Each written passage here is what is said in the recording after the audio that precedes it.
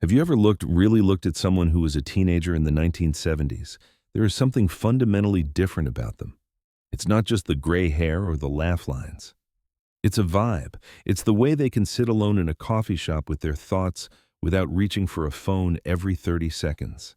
It's that unshakable sense of self that comes from figuring out who you were without the entire internet telling you who you should be. There is a reason this generation handles life differently. There is a reason they don't crumble when the Wi-Fi goes down or when life throws a curveball. And it has nothing to do with luck. It has to do with the specific, gritty, the unfiltered training ground of the 1970s. By the end of this video, you're going to understand why being a teenager in that decade didn't just build character. It created some of the most self-assured, resilient people on the planet. If you lived through it, this is your story. If you didn't, this is the blueprint you missed. Let's talk about what freedom actually looked like. Because today, freedom is marketed as having endless choices on a streaming service. Back then, freedom had a smell. It smelled like gasoline, old upholstery, and possibilities. Imagine you are 15 years old. You want a car. Not your parents' car to borrow on a Tuesday, you want your car. In the modern world, maybe a parent hands down a sensible sedan. But in the 70s, if you wanted wheels, you got a job. You didn't just ask for an allowance. You worked the summer at the gas station, smelling like oil every day. You bagged groceries at the A&P. You flipped burgers at the local fast food joint until your pores felt clogged with grease. You worked after school. You worked weekends. You saved every single dollar in a shoebox or a flimsy savings account passbook. And here's the thing, you weren't unusual. In 1978, nearly 60% of teenagers had jobs. For boys, it was over 70%. You weren't building a resume for Harvard. You were building a fund for freedom. Then, one Saturday, the magic happens. You hand over $400 in cold, hard cash for a used Dodge Dart or a beat-up Chevy Nova with 80,000 miles on it. Let's be honest, it's a piece of junk. It burns oil. The radio only gets AM stations. And half the time, it's just static. The passenger door doesn't open from the inside, so you have to roll down the window to let your friends out. But it is yours. You earned it. In that moment, as you held that heavy metal key, you understood something that would stay with you forever. You can make things happen for yourself. You are not a passenger in your own life. That car changed the physics of your existence. Suddenly, the world got bigger. Friday nights, you'd cruise Main Street with Radar Love or Bohemian Rhapsody blasting from blown-out speakers. After the 1973 oil embargo, gas wasn't cheap, and $2 wouldn't fill the tank anymore. But you didn't care. You scraped together change from under the couch cushions just to put a few gallons in when your parents said, "Be home by midnight." That was the deal. What you did until then. That was your business. There was no GPS tracker glued to your bumper, no Find My Friends app pinging your location.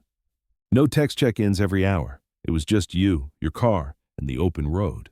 This brings us to the parenting style of the era. If you describe it to a modern teenager, they think you were neglected. You weren't neglected. You were trusted. You didn't have helicopter parents hovering over your shoulder, checking your grades daily, or calling the coach to ask why you aren't starting. You had what we might call Home Depot parents. You know that feeling when you walk into a massive hardware store looking for help, and there is nobody around. You wander the aisles looking for an adult, any adult, and eventually, you realize I just have to figure this out myself. That was growing up in the 70s. You were a latchkey kid before the term even sounded scary.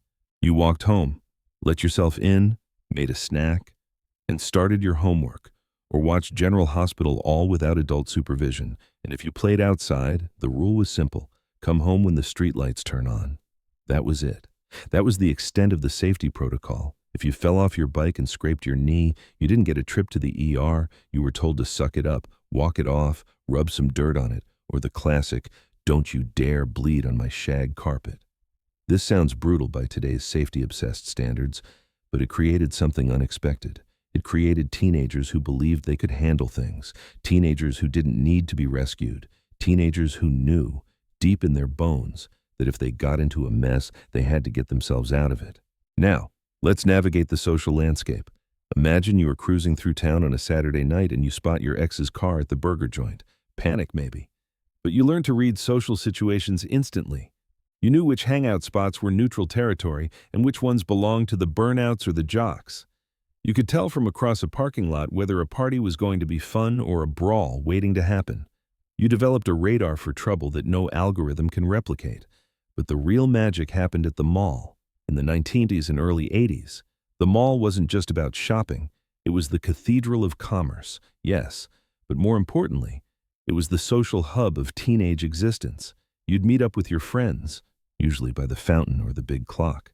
You'd cruise around the food court, smelling the mixture of pizza, pretzels, and chlorinated water. You'd check out the latest fashions at the Gap or Chess King, half the time just to try on stuff you had absolutely no intention and no money to buy. And then there was the arcade, the holy grail, the flashing neon lights, the cacophony of synthesized buzzes and beeps, Pac-Man, pinball, Space Invaders, asteroids. This wasn't just gaming, it was a hierarchy. Getting a high score felt like pure glory because everyone in the room saw it. If you had a handful of quarters or tokens, you were set for the day. You placed your quarter on the glass screen to claim next game. That was a binding contract. You learned who was good under pressure, who was a sore loser, and who would lend you their last quarter. The arcade was a social laboratory disguised as entertainment. This wasn't wasting time. This was social intelligence in action. When you are navigating teenage relationships without parents mediating every interaction, you develop an acute awareness of human dynamics. You learn to assess situations independently, make quick decisions about where you belonged, and read people's true intentions beneath what they were saying. And then there was dating. If you think asking someone out today is nerve-wracking, imagine the absolute terror of the 1970s telephone. You couldn't send a DM. You couldn't text, "Hey." You had to call her house on the family landline, and that meant the gatekeeper might answer. The dad. "Hello, Mr. Johnson, this is Mike. Is Jennifer home?" And then you'd wait. That silence was deafening. Your heart pounding against your ribs while he decided whether to hand over the phone or interrogate you. "Who is this? What does your father do? Are you the boy with the loud car?" Some dads made you come inside and sit in the living room for a full interview before you could even think about taking their daughter to the movies. If you made it past the gatekeeper, you had rules. No calls after 900p. Conversations were limited to 10 minutes because the whole family shared one phone line. And if her annoying little brother picked up the extension in the kitchen to listen in, you just had to deal with it. But let's say she said yes. Now you had to show up at her door. You didn't honk from the driveway that was considered unforgivably rude. You walked up, rang the doorbell, made awkward small talk with her parents while she finished getting ready. And then, finally, you could leave together. Friday night meant the drive-in. You remember the one. Rows of cars facing that massive screen against the night sky. The heavy metal speaker that you hooked onto your window. The smell of popcorn drifting from the snack bar mixed with exhaust fumes. When things got serious, there were rituals. Public rituals. The boy would give his girlfriend his class ring, often wrapped in yarn or tape so it would fit her smaller finger. She'd wear his Letterman jacket, drowning in the wool and leather. ID bracelets were tokens of going steady. These weren't just symbols, they were public declarations. Everyone at school knew you belonged to each other, and breaking up, that was a logistical nightmare. It meant a formal return of these items, often facilitated by friends to avoid the tears. There was no changing your relationship status online. There was no ghosting. You had to hand the jacket back in the hallway, in front of everyone. It taught you that relationships required effort, courage, and the ability to handle awkwardness face to face. Fast forward to 3:30 p.m. on a Thursday. School is out, but you aren't going home to play video games. You head straight to your part-time job. Maybe it was a record store, a pizza place, or stocking shelves. You clocked in. You dealt with difficult customers who didn't care that you were only 16. You handled the cash register doing the math in your head because the machine didn't tell you the change. You closed up the shop. Your manager wasn't your parents' friend. Your coworkers weren't carefully vetted. This was the real world.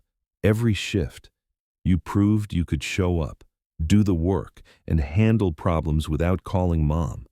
Something got hardwired into teenagers during those after-school shifts. When things went wrong, you fixed it, You messed up an order, you apologized and fixed it.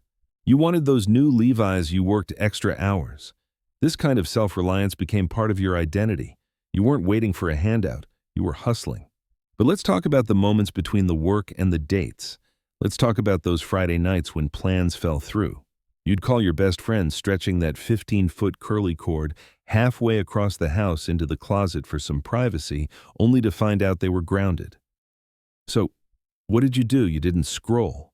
You couldn't refresh a feed. You were just bored. And that was okay. You'd drive around aimlessly, listening to the radio, hoping to hear your favorite song. You'd end up at the diner, nursing a single cup of coffee for 2 hours. You'd sit in someone's car in an empty parking lot, talking about everything and nothing until the sun came up. Nobody cared if you were entertained. Nobody scrambled to put a screen in front of your face. You just figured it out. You learned that empty time wasn't a crisis, it was an opportunity.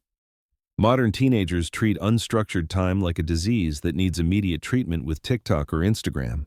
But you sat with it.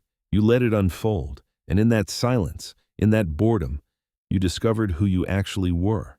Studies now show that people who experienced regular periods of unstructured social time as teenagers have a stronger sense of identity and better emotional regulation as adults. Those aimless nights taught your brain how to be comfortable with itself. And when you really needed to escape, you had your sanctuary, your bedroom, door closed, posters covering every inch of the wallpaper, Farrah Fawcett, Led Zeppelin, the Fonz, maybe a blacklight poster that glowed in the dark, and your record collection. This wasn't just music, this was your soul on vinyl. You'd spend hours at the record store, flipping through crates, judging albums by their cover art. You'd talk to the clerk behind the counter, the guru who knew everything about the British invasion or the new punk scene. You'd save up your money, buy one album, and that album became a part of you. You didn't shuffle through 10,000 songs. You committed.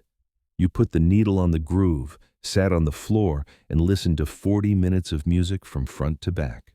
You read every word of the liner notes. You studied the gatefold sleeve. You could spend hours alone in that space. And it wasn't lonely. You'd write bad poetry, song lyrics, or letters you'd never send. You'd think about the future. This wasn't isolation. This was identity formation. You learned that you could be alone with your thoughts and survive it. You learned that solitude and loneliness are two very different things. But life wasn't just records and drive-ins. It was also heartbreak and failure. Your first real heartbreak in the 70s was a physical pain. You're lying on your floor, listening to a sad song on repeat, feeling like your chest is caving in. But here's the critical difference. You couldn't stalk them. You couldn't see who liked their new photo.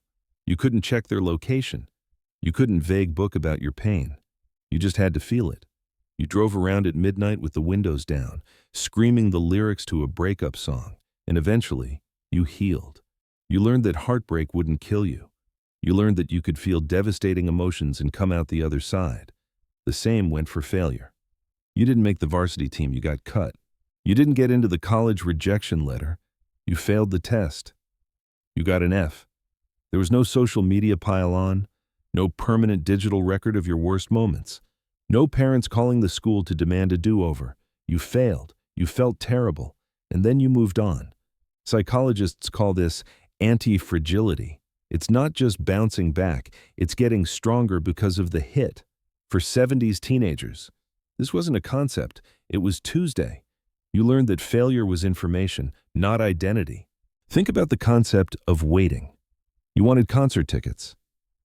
You didn't click a button.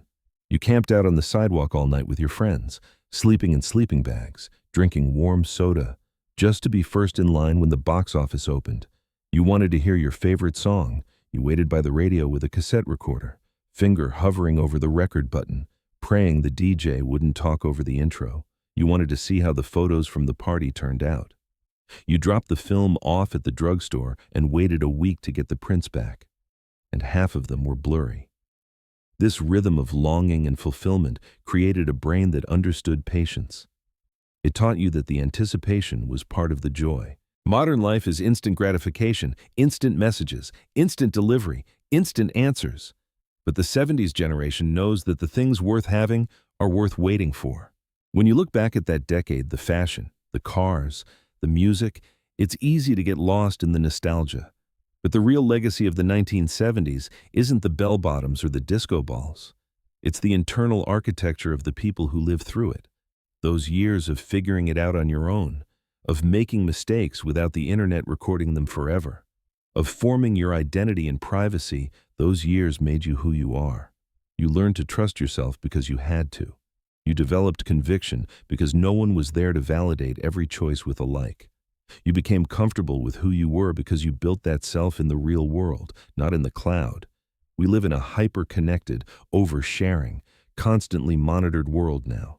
But those who grew up in the 70s carry a secret weapon, an unshakable sense of self that doesn't require an audience to exist. They are living proof that maybe, just maybe, the best teenage years are the ones spent off-screen. They learned that you don't need a follower count to know your worth, and that the deepest connections happen when you are looking someone in the eye, not at a screen. But that's just my take on it. I want to hear from you. If you were a teenager in the 70s, what's the one memory that defines that freedom for you? Was it your first car? The specific concert you camped out for? Or maybe the job you worked to earn that cash? And if you're younger, looking back at this era, does this sound like a nightmare or a dream? Scroll down and leave a comment.